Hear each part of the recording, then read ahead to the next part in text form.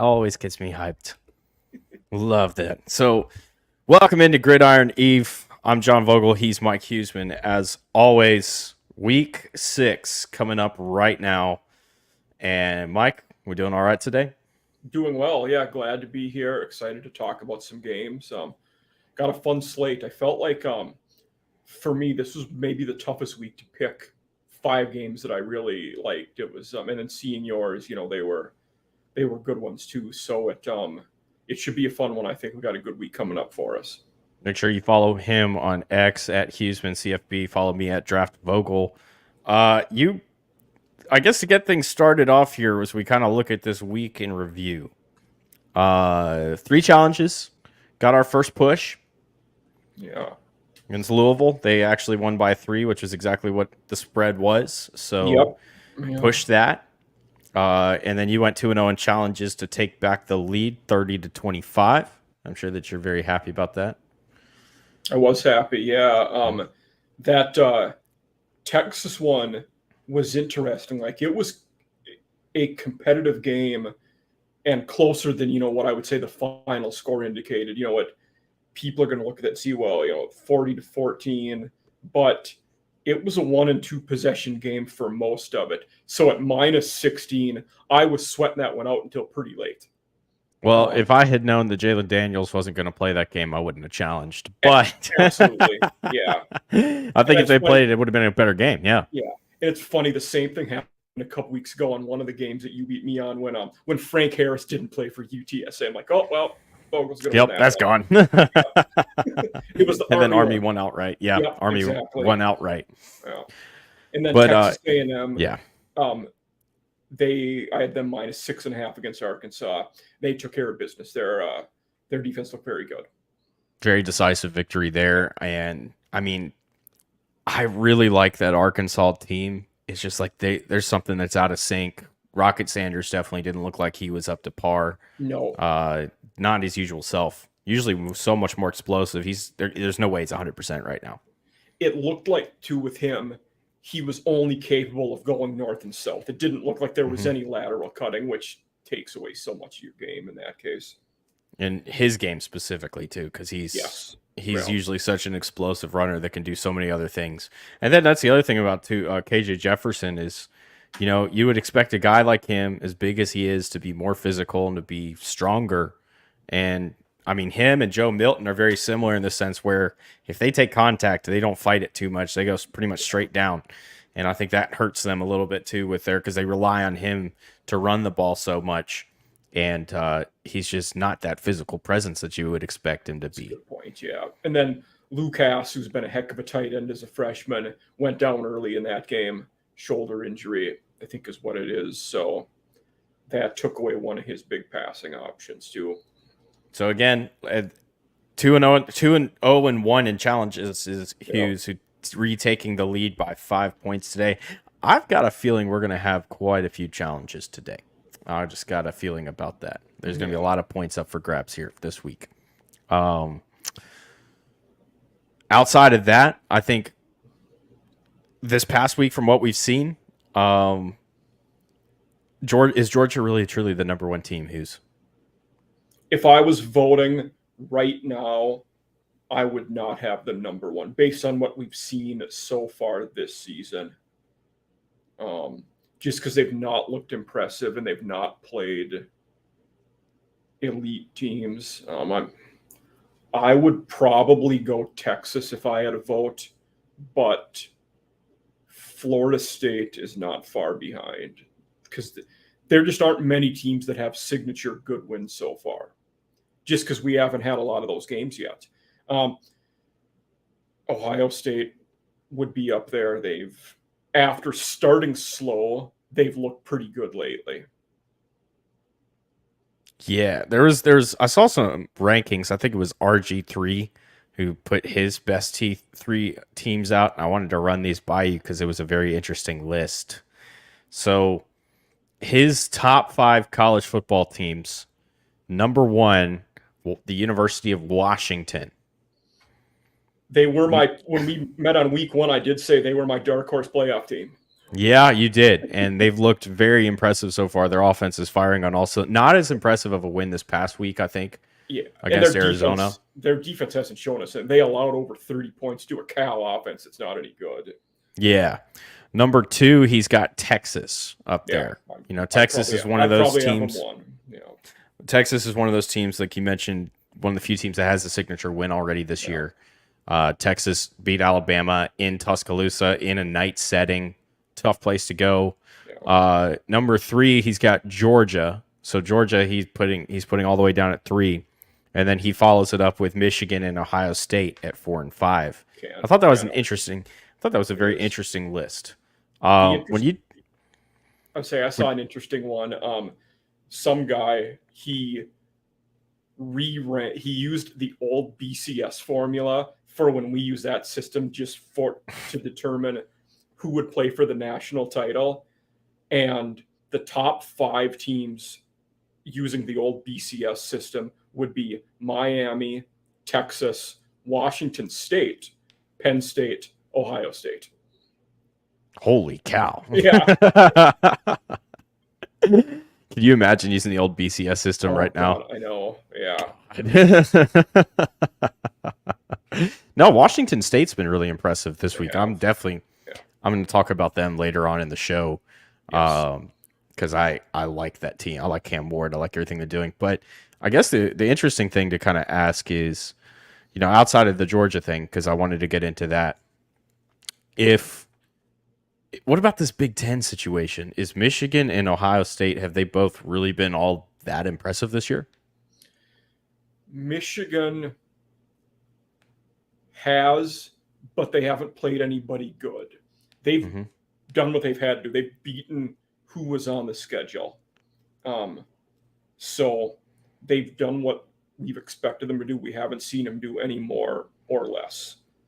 And I think part of that comes down to Harbaugh being savvy with the schedule. You see SEC teams do it too, where if you win your conference games and take care of business there, it doesn't matter what you do non-con. You just got to be undefeated. And they're going to do that. It's going to come down to, most likely, are they going to beat Penn State? Are they going to beat Ohio State? And then you'll have the Big Ten title game. But out of those 3 teams, if you win those 3 games, you probably go to the playoffs. Yeah. So, but yeah, Michigan has looked good against poor teams. Ohio State, they look poor against Indiana in the opener, have gotten better since. Tough game against Notre Dame, too. Yeah. Scored that game-winning touchdown with 10 defenders on the field. Yeah, I know. And I've not been as impressed with Kyle McCord as I thought I would be.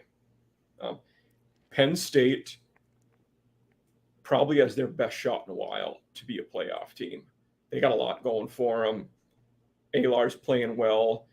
Both sides of the line, they're good. They have multiple running backs that are playing well. They lost, some D-backs last year to the draft. They've replaced them well so far. So that division's going to be, up in the air. That'll be interesting. I brought up an interesting scenario, one that we probably never imagined, but might be on the table this year.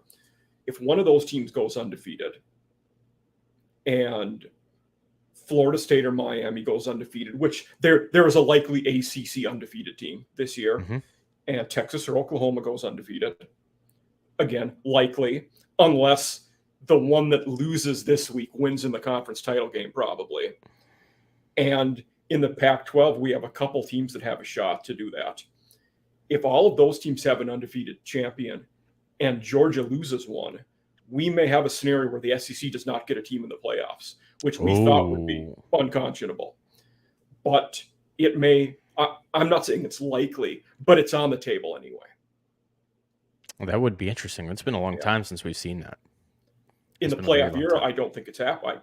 No, it never has. No, because SEC is absolutely dominated the last 20 years, really, in college football. I'm trying to think of the last even BCS title game that didn't have USC Texas 06 Vince Young. Yeah, because my thought was Miami, Ohio State, but that your game was after that. That's right. I think that's the last time there wasn't an SEC team. Because after that, LSU and Bama were in it so many years in a row. After that, and then Auburn was a few. And then times. there was the one title game because Alabama was eliminated in the playoff, but they were in the playoff by Ohio State. Ohio State and was it TCU? Yes, I think so. Mm-hmm. Or did TCU miss that? It was Ohio State, Oregon. It was Ohio State, Oregon, because Ohio State had beat Bama and Oregon beat Florida State. That's right. Yep, yeah. Marcus Mariota. Yeah. The other one I was thinking Cardale Jones. Exactly. Zeke, that's kind of, everybody knew who or the average fan really knew who Zeke was after that. Yeah. He really went off. The other one I thought of was Oklahoma, USC. But again, that was I think that was the year before Texas, USC. So, yeah, we're talking like the 2015 season's the last time the SEC wasn't in the national championship game. Yes. And they've been in the playoff every year. And so you have to, before the playoff era, you have to literally go back to 2006, the 2005 season, before you can find a game that the SEC was not competing for a national title. So, pretty crazy. Did Clemson beat Bama in both of their titles? Yes. Okay. Yep. Yeah, both times. One time was Deshaun Watson. The other time it was Lawrence. Yeah, it was Lawrence against Tua. Yeah. That was it. So let's get into this week, man. We got some good matchups, I think. So starting with round one, you like Colorado -4 over Arizona State. I do. Colorado was looked poor on defense. The last couple weeks. They allowed 48 to USC last week. And a ton to Oregon the week before. Those were both games we expected them to lose, though. They were playing two teams that are playoff contenders, and we thought they would allow a lot of points, and they did. But looking at this Arizona State team, Colorado is so much more talented, and this Arizona State team is not playing to win right now. Every decision they've made is about getting guys in the system and playing for next year. And that's why I've picked against them another time on this show. But, early on in the year, they did, the slap on the wrist self-penalty of we're going to self-impose a bowl ban. They weren't going to make a bowl game anyway. That punishment changes nothing. But it's about, Jalen Rashada. We want to get him in the system. Scadaboo will be back next year. Their O-line is younger, and they have some talent there, especially in the interior. They have some younger guys that could do good things. But everything about them is development and the process and understanding how we're going to get better and be there for 2024. Where Colorado right now is going to be on the fence for that 6th or 7th win. They can't lose any games they should win and still go to a bowl game. This is one they need to have. And at -4, I definitely like them to have a field day passing. And one thing I wanted to ask you, we talked about, you'll do QB comparisons, for good guys sometimes. And I'm not as good at them, but who do you think Shedeur comps to for those people that are, into the NFL draft, scouting in that sense? Yeah. First off, he's having a great year. Mm-hmm. I think that USC game, his fourth quarter performance, they found a receiver that they could go to, a freshman that stepped up, played really well, got those opportunities, and he's played really well despite the fact that he's been under absolute duress. I don't think there's a college football quarterback that's been sacked more than him this year. I know going into that USC game, he was at 22. Oh, gosh. Wow. I didn't realize. Absolutely just a cyanide. But, and then to see him come out with the numbers that he has is absolutely impressive. He reminds me a lot of, if you remember when Teddy Bridgewater was at Louisville, very similar skill set, very similar build, very similar killer type mentality. I mean, you ever talk to Teddy? I mean, back especially when he was younger, he was, yeah, he'd get this crazy look in his eye, and you ask him questions, he'd say, "I'm a savage." Yeah. Like that was how he was, dude. So, I see a lot of similarities in their skill sets and the way that they play the game, the way they process. People don't remember Teddy when he was really, really good. Yeah. Before he tore his ACL, I think that changed a lot for him. It did. Mentally. Yeah. And but being a Minnesota guy too, I saw him, firsthand right away when he was with the Vikings, and similar to a guy you had mentioned, RG3 in our last segment. Mm-hmm. The injuries absolutely changed who they were, and for RG3 came back too soon. Teddy just didn't have it afterwards, and that was sad how much it affected those guys. Yeah. I'm going to agree with you on this one. I like this as well because Arizona State hasn't scored over 30 points in a game this year. They scored 28 a couple weeks ago against USC. They scored 21 last week against Cal. I don't think that this is a team right now that's capable of putting more than 30 points on the board, and Colorado's going to put 40 on them. Yeah. So I think that's fair. At the very least, I think 38. But still, like Colorado's going to score a lot of points in this game. There's not a lot to compete with. Maybe they get Travis Hunter back as well this week, so now you've got help on the defensive side. News update today said probably he misses this week and next week and then is back. Okay, so but still, they found a guy to step up in his place. The freshman that I can't remember his name. Omarion Miller looked very good. Yeah, that was him. He had a fantastic week. I think he went for like 171 yards in the fourth quarter.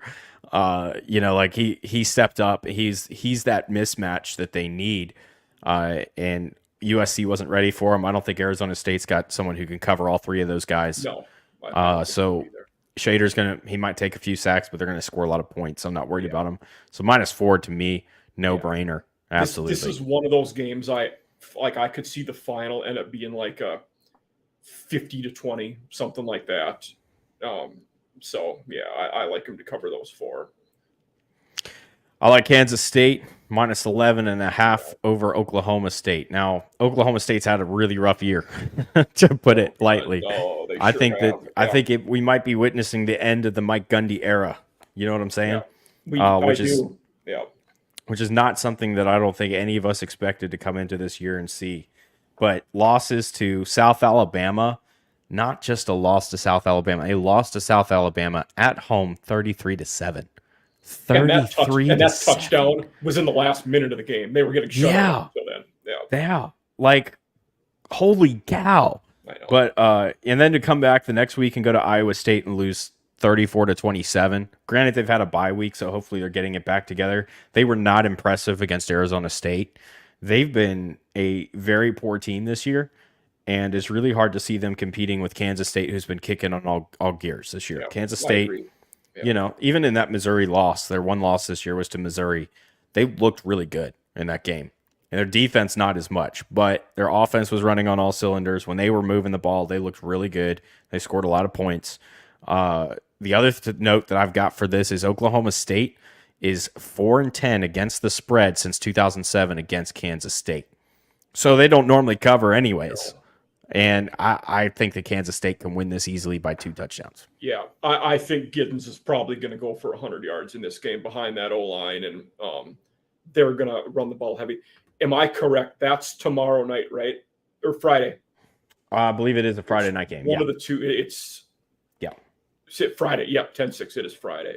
I think the one bright spot you could say for Oklahoma State, Ollie Gordon looks pretty good at running back, but their QBs, they got to figure something out. Gundy's boy and Rangel they were mixing in with Bauman, who was at Texas Tech, was at Michigan, had concussion problems. It looks like Bauman is going to be the guy now. The last game, he certainly got way more snaps than the other two, but I just don't know if they have it this year. And I think you might be right. If things don't improve, this could be the end of the Mike Gundy era. And Kansas State scored 42 in all their wins so far. The one game they didn't get to 30 points was against Mizzou. It's been 42, 45, 42. So, they're scoring points, and Oklahoma State hasn't stopped anybody this year. So on defense, outside of Arizona State, which Arizona State had some injuries at their quarterback position in that game against them. So yeah, I like Oklahoma State getting swamped here by Yeah, the I'm with you. Wildcats. I'm with you on that one. Round two, you like Buffalo +2 over Central Michigan. I do like Buffalo. This is one where the early lines on this one favored CMU slightly, and I kind of looked at it like, oh, I kind of like Buffalo to win this one outright.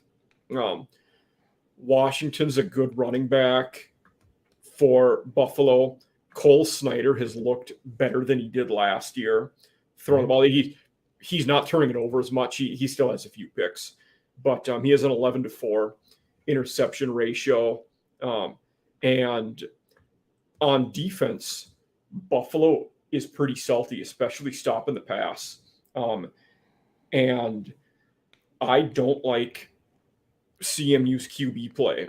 Bauer has been the guy so far for them, but they, last year they were playing three different guys, it seemed like, and they just couldn't get it together. But Jace Bauer's been playing over Bert Emanuel Jr. At QB, and then Miles Bailey's their running back, and he's all right. But Central Michigan, they beat Eastern Michigan last week in a close game, and then before that, they surprised me. They beat South Alabama, who we just talked about, 34-30. And Notre Dame waxed them before that. They lost to Michigan State in the opener. And they won an FCS game in that early too. But I like Buffalo in this one, just based on they're not turning the ball over, playing better on offense, and their defense, I think, will be all right. They allowed a lot of points early in the year, to Wisconsin and Liberty especially. They lost an FCS game, but there's just something with looking at this matchup, and now that we're in MAC play, I'm going to go with Buffalo in this one. And I feel like the MAC is totally different from the other conferences in that what we see before conference play starts means very little. A lot, because those teams take buyouts, they just to get their asses kicked, it seems like. So you never know what's going to happen. Other than I think Toledo and Ohio are going to be solid. I think we kind of know that. But I like Buffalo in this one to get the job done. Yeah, so I got a couple notes on this one. First off, yeah, they did lose the FCS game to Fordham, but Fordham is a good FCS team. They're a very solid FCS team. We might see them in the FBS here in the next 10 years or so as expansions continue. That would be cool, because that would be a New York City team. They're in the Bronx. That would be a cool experience to have that. I think there's a really good chance. And they've been pumping NFL guys the last few years too. So that's a good team. Liberty, I mean, you can't take that much away from the loss. I put that bet on this show that week, and there was like 3, and it wasn't even close. Wisconsin, we all thought Wisconsin was going to come in there and roll them, and they really didn't. It was a hard-fought game. You're right. Yeah. It was a lot closer than that score indicates. And then Louisiana is not a bad team either. Louisiana people don't realize how much high school talent is in Louisiana. Yeah. And when you're a school down there, it doesn't matter what level you play at, you're a good team. It's very hard to be bad in Louisiana. So, and then when you look at the Akron last week, they slipped by Akron in overtime, 13-10. The visitor going into that game, it was only 2-10 in that series. So, so that they beat the odds on that one. I also have to note that Buffalo is 2-1 straight up in the last 3 games that they've played against Central Michigan. Okay. So, with all of that in mind, I have to agree with you. I like Buffalo in this one straight up against Central Michigan. Central Michigan with Jim McElwain. McElwain's offense is sort of a balanced attack, but it really likes to lean on that play action. I don't think they've got a guy that's capable of throwing against this defense in the play action. So I like Buffalo winning this game too. Okay. I do like Texas -6.5 over Oklahoma. And now I've seen Texas play a few times this year. Watched them against Kansas, watched them against Alabama, Watched them against Rice. So I've actually been watching them this year because, they have this guy. I don't know if you've heard about him, Quinn Ewers. He might be an NFL quarterback. So, he stepped up. It's a slow team. They typically don't start fast. They usually explode in the second half. I do kind of suspect that that'll be the case here. My biggest question is Oklahoma's offense has been an explosive offense this year. They really rely on big plays to make things happen. When they don't get those big plays, they struggle. And because of that, when you look at Dylan Gabriel and you watch his deep ball is not good at all, dude. I think even against Iowa State last week, Oklahoma had a lot of just weird, wacky plays where the receiver was able to adjust to an underthrown ball and get there to make the catch. You're not going to be able to throw underthrow balls going deep against Texas. I'm going to warn you right now. Not this year. Texas's defense is pretty darn loaded. I like Texas probably keeping a touchdown lead most of the game until the fourth quarter when their offense really starts to click and they explode and then they run away with it. But I think that they win by, I think they cover 6.5 easily. Also, Texas is 8-6 against the spread against Oklahoma in the last 14 matchups. It's a fun game.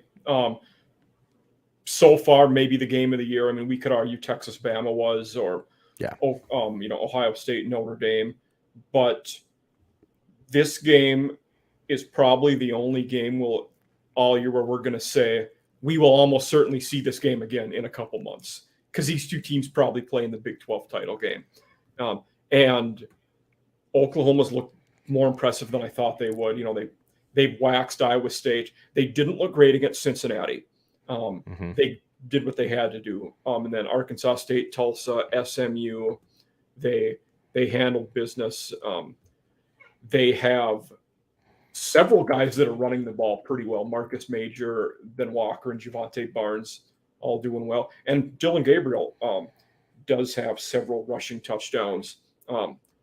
I tend to agree partially with you that Texas will win the game. But I'm going to play the margins and challenge you on this one. That OU covers that. It's against my better judgment in some ways, but a lot of the sharps and the lines are saying it's less than 6.5. So I'm going to play, the people that know more than I do, so to speak. And again, I don't know if they win, but I hopefully they keep it within a field goal or 4 points. And I'm going to roll the dice on this one and go with it. Yeah. I haven't seen, I've watched the offense, at Oklahoma, and those running backs that you mentioned, Majors and the other guys. I haven't been that impressed with them at all. I just haven't. I wasn't impressed with the offense. I don't know if it's them or Levy, because Levy does a good job of creating running space and lanes. And it could be the system. The one thing that worries me with my pick is Texas's D-line. We talked about that last week. Their defensive front is so good that they could give Gabriel problems, and he may not have time to hit those downfield shots when they need to. And he can't throw the downfield shot when he wants to. It's 10 yards underthrown every single time. Yeah. It's pitiful. As an evaluator, as a talent evaluator watching him going, no. Yeah. I think that Dylan Gabriel could be a star in like this XFL USFL merger. I think he could do really well there. Okay. But I don't think he's an NFL guy personally. I think that might be fair. Yeah, I'm not saying that's right or wrong. I would have to look more into that. But as we get into round 3, we have one challenge on the board. Texas -6.5 over Oklahoma. You like Notre Dame -6.5 over the newly ranked Louisville Cardinals. Yeah, I think Notre Dame's strengths, especially on defense, play to what Louisville's trying to do. Notre Dame's defensive backs are really good. And I think they have a good, with Louisville, if you can cover and shut down Thrash, we saw NC State do that. Like you had mentioned before, NC State had the one good corner and you thought he could shut down Thrash. Did it for almost the whole game. Mm-hmm. And Notre Dame's better than NC State is at that. So I think with their D-backs, locking him up in their passing game and their defensive front, creating havoc, that they have a good chance on that side of the ball. And then the other side of the ball, Estime could have a good game running the ball here. He's looking extremely good. Their O-line is top-notch. And I think Notre Dame wins by a touchdown or more. Yeah, I think that's pretty fair, though. Notre Dame has been really slow on the offensive side because they've played some really solid defenses the last couple of weeks. I think Dwayne Carter last week again for Duke had a really great game. Helped open up a lot of opportunities for that defense. And then Ohio State, they've got some edge rushers. They might not be first round guys, but they're NFL guys. Between Jack Sawyer, JT Tuimoloau, he's probably a first round guy, but I like Sawyer a little bit better personally because of his skill set. But anyways, interesting fact about this is Notre Dame is 0-2-1 against Louisville against the spread all time. In fact, last time they played Louisville, in Louisville, where this game will be, they won by 17. They were favored by 21. So, as I kind of look at this and I hear everything that you're saying, Louisville's offense outside of last week has been explosive. Yeah. I think Jeff Brom's done a great job with what he has. Notre Dame definitely has a defensive front that can get after the quarterback, but I think Louisville's defensive front's pretty good too. Yeah. Between Ashton Gillette, there's a couple other guys that their names are escaping me. Ashton's my favorite on that team. They've got some guys that can get after the quarterback too. So I don't think that this is going to be the Notre Dame slugfest that we've seen the last couple of weeks for them, but I think Louisville can hang with them.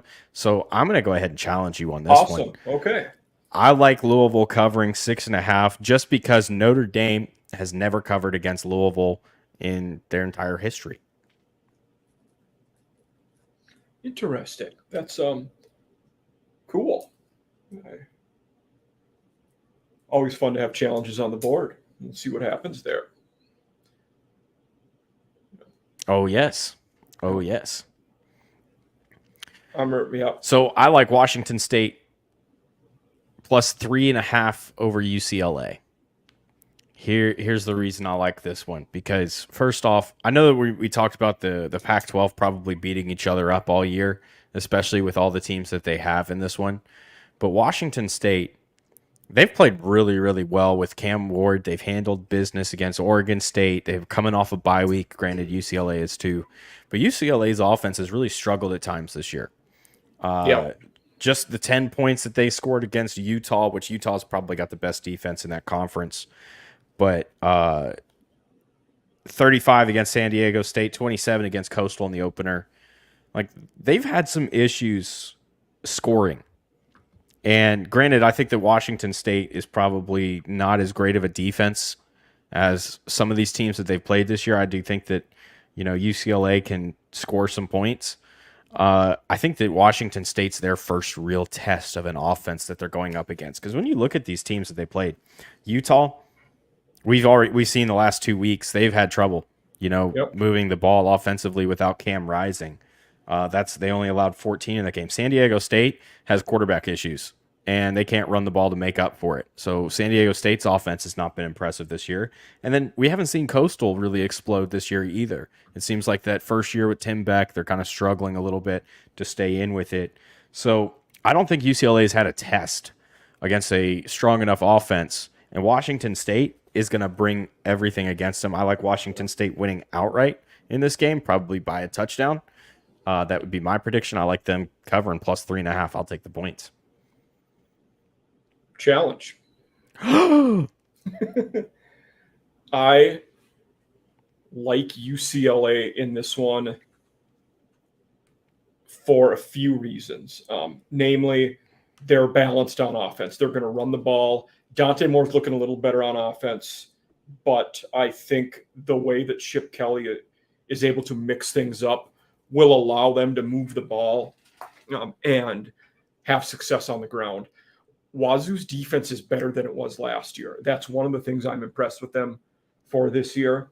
But I like what UCLA can do on the ground. Carson Steele has been a big addition to them through the portal. And J. Michael Sturdivant has been a big addition via the portal at receiver. Defensively, you made a good point. For UCLA, this is by far their biggest challenge so far. The one thing they have done well against lesser teams, albeit on offense, is they've created turnovers. So they have 6 interceptions so far, and they are good on third downs or getting teams off the field. And I think if you can obviously keep Cam Ward off the field, those are going to increase your chances of winning the game. The one thing that I think makes that tougher is, you always say, you don't want to be in 3rd and long, and that's true. But that 3rd and long is going to mean less to Wazoo than most teams because of how many receivers they have that can get past the sticks. But playing in the Rose Bowl, at home, off of a bye, I'm going to go with UCLA to cover that 3.5 in this one. Interesting.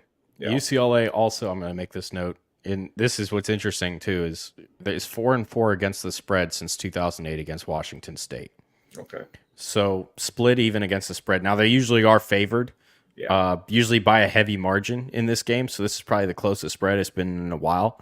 I like Washington State because I think when you look at a freshman quarterback in Dante Moore versus a guy that's been starting for 4 years in college football, and Cam Ward's having himself an impressive year. I like him to come up with that final answer at the end. So, but we'll see. It'll be a good game. Yeah. Starting in round 4, you like Texas A&M +3 over Alabama. I do like Texas A&M in this game. This is a weird game for me in looking at it. For both of us, I should say, because I feel like these are 2 teams where you and I both might have blinders on, in a sense that I'm probably higher on A&M than I should be. You might be lower on them than you should be.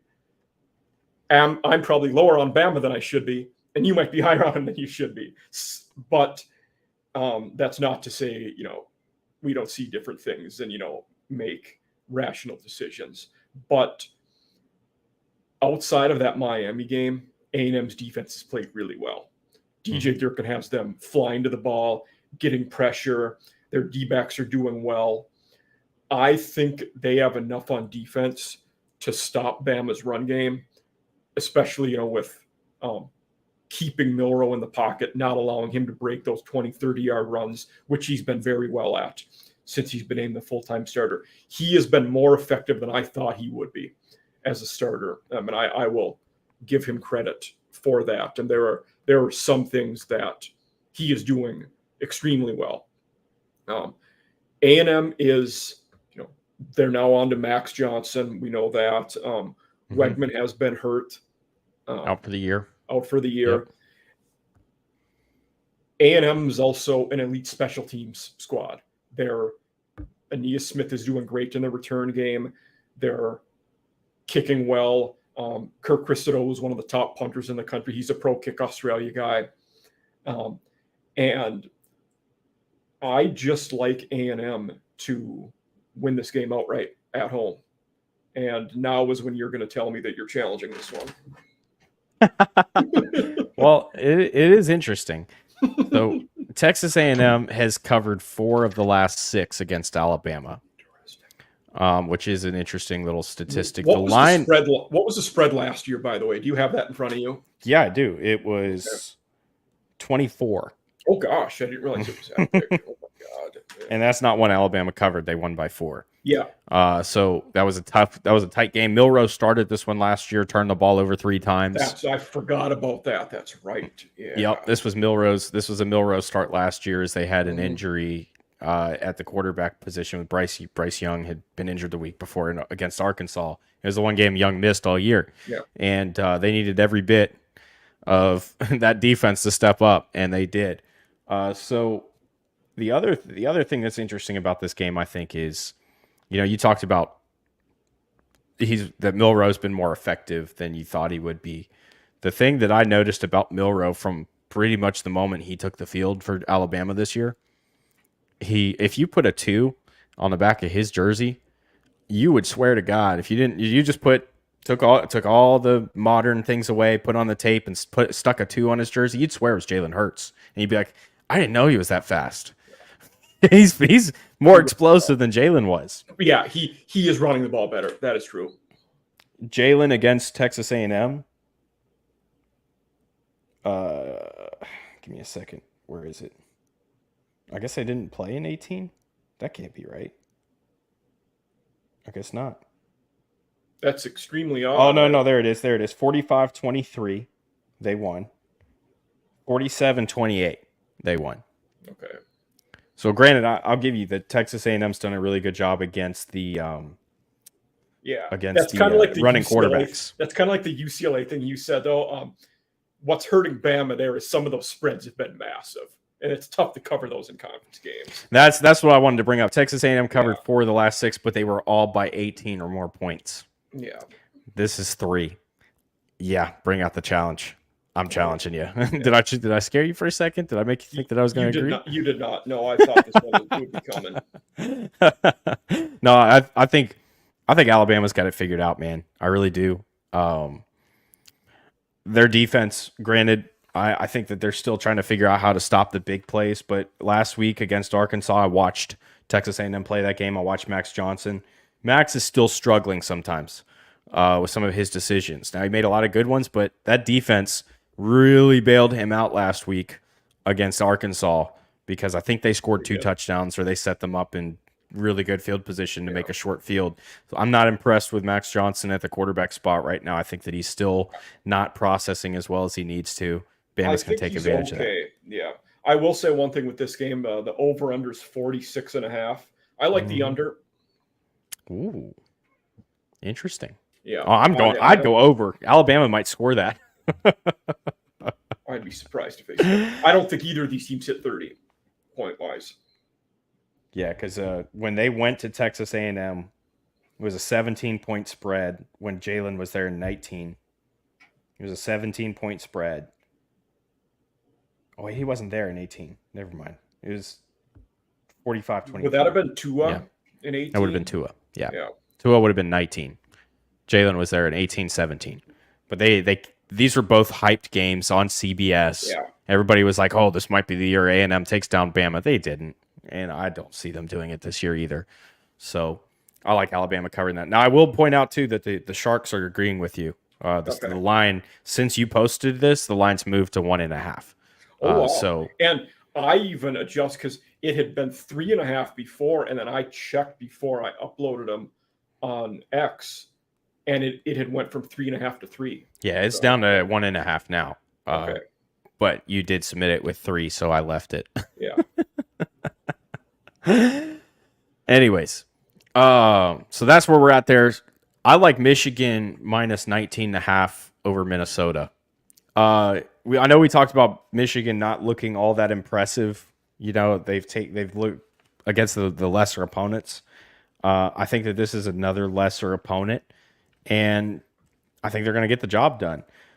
I don't see anything from Minnesota that tells me that they're going to stay within 3 touchdowns of Michigan in this game. I haven't seen anything like that would suggest that from them. Their offense has been sputtering all year outside of, I think, the Northwestern game, which I think they still lost, correct? They did. They blew a 20-point lead in the fourth quarter. And yeah. Like they scored 34 in that game and still lost. Yeah. Minnesota's, maybe this is the end of the PJ Fleck era. It's just not been a great year. They struggled against North Carolina. Now, they did take care of business against Louisiana last week, but 13 points against Nebraska, 13 against North Carolina, scoring 34 and losing to Northwestern. I just don't see anything with Minnesota that tells me, yeah, Minnesota is going to cover this against Michigan.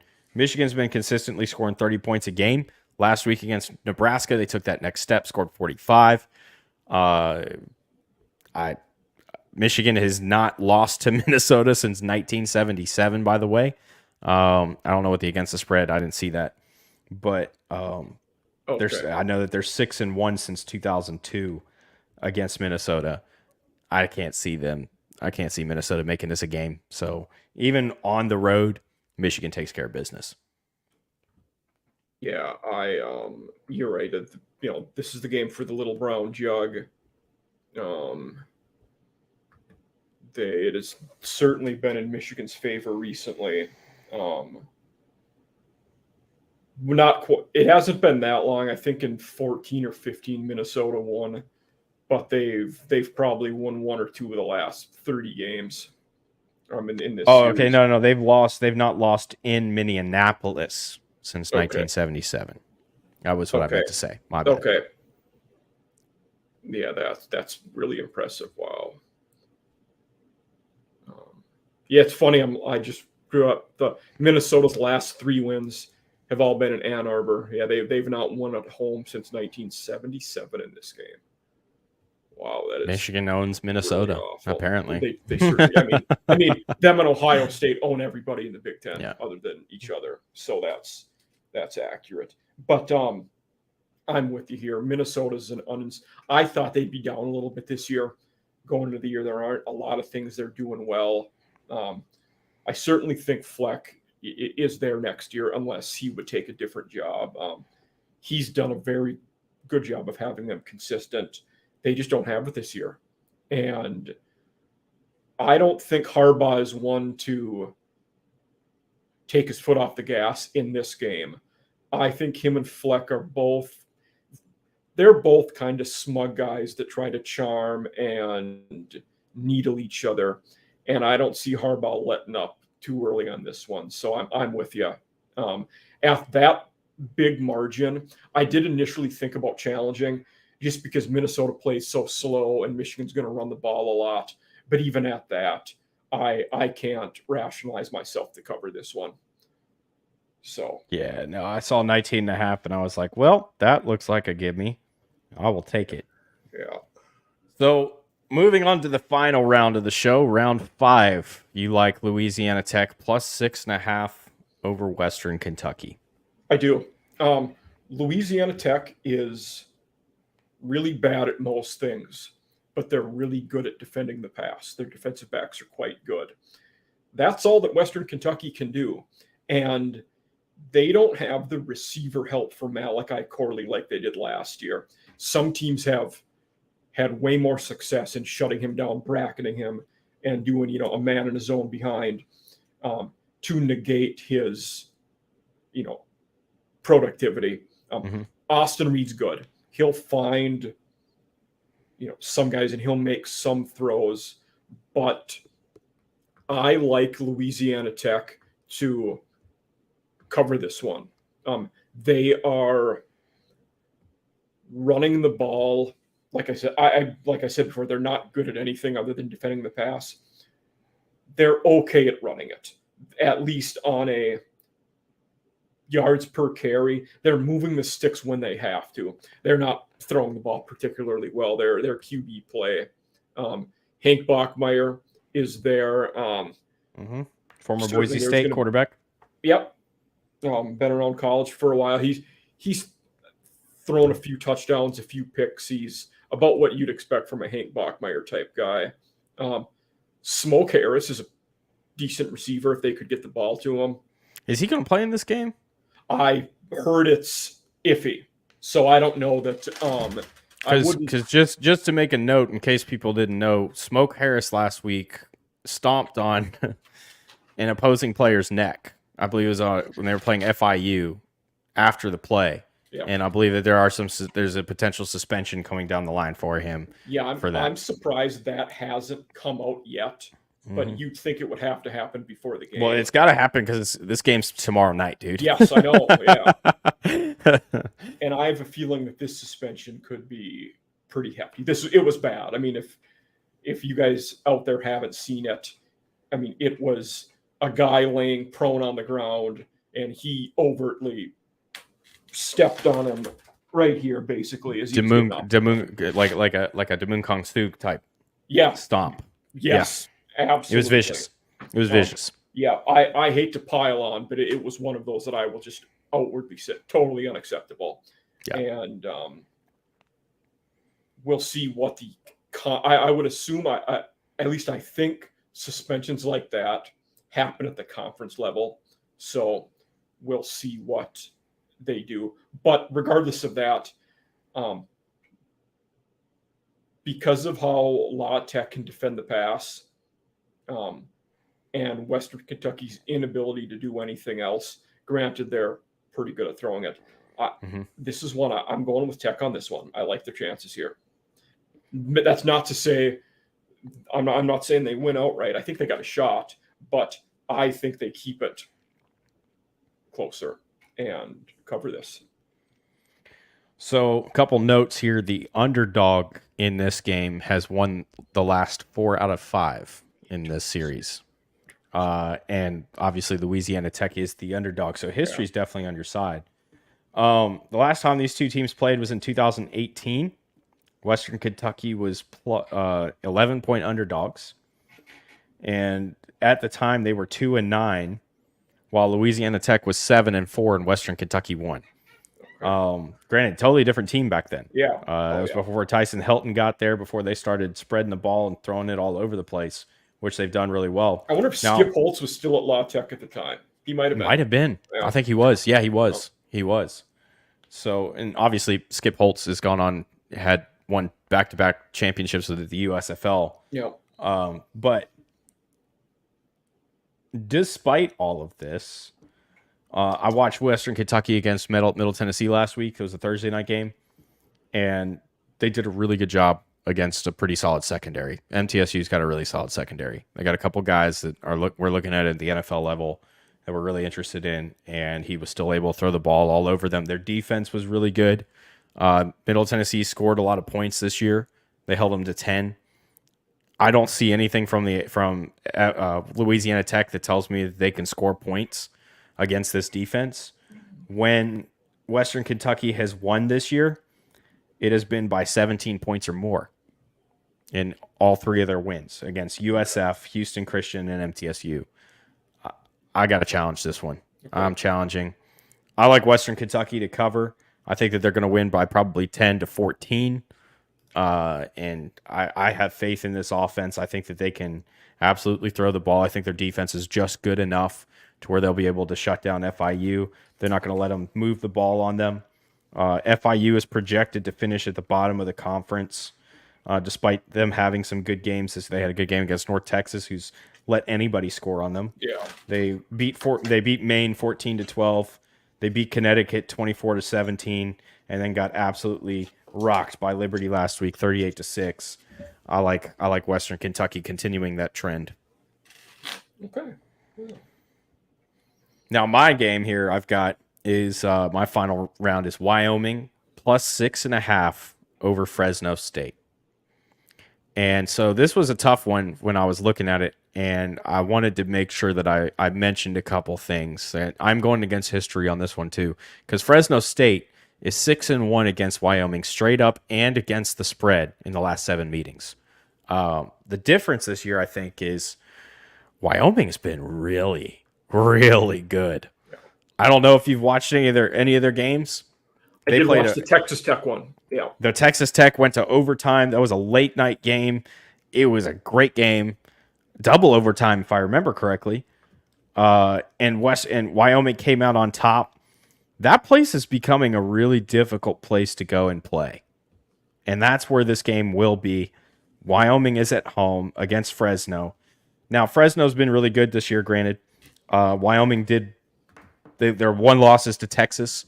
They lost by 21. So they played a really good game against Texas, all things considered. They've taken down Appalachian State. They took care of business against New Mexico last week. Fresno looked like they had a really explosive offense for a few weeks. They struggled a little bit against Arizona State. It was a late game on the road. And then last week just struggled against Nevada, which blew my mind when I was watching it.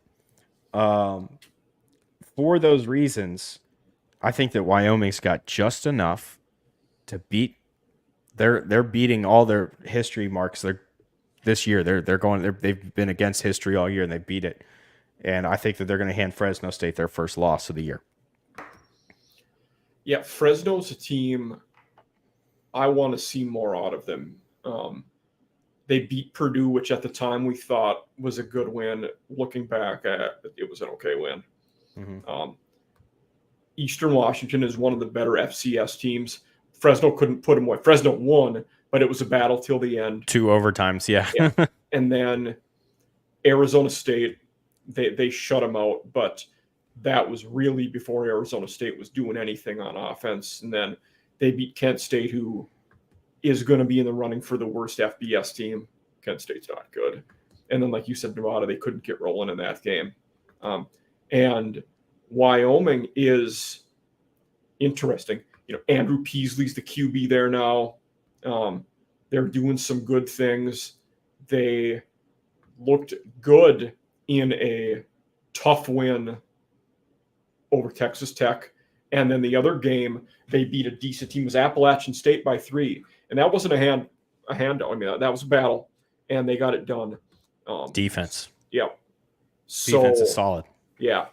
I'm not challenging this one. I'm